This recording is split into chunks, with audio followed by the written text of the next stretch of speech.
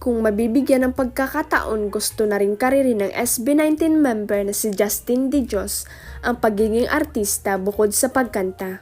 Mukhang nag-enjoy nga ng bonggang-bongga si Justin sa naging experience niya sa kanyang special guest appearance sa It Kapamilya series na Senior High na pinagbidahan ni Andrea Brillantes. Bukod daw sa aktingan, pangarap din daw niyang subukan ang mga trabaho sa likod ng mga kamera.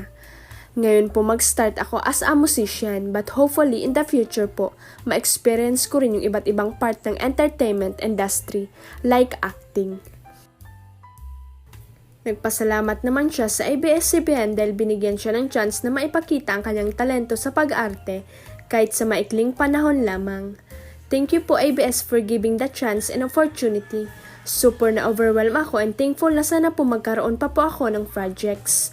Kung bibigyan po ako ng chance na papiliin ko anong gustong genre, gusto ko po yung parang coming of age na type although overage na ako. Pabaitan na lang ng kaunti. Natawang biro ni Justin. Coming of age na maraming learnings na medyo may drama ng kaunti.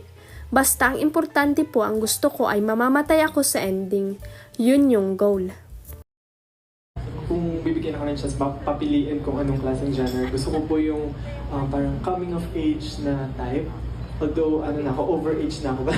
Pero pabatain na lang konti. Tapos, parang coming of age, maraming learnings, tapos parang medyo drama ng konti. Tapos, basta ang importante po, gusto ko mamamatay ako sa end.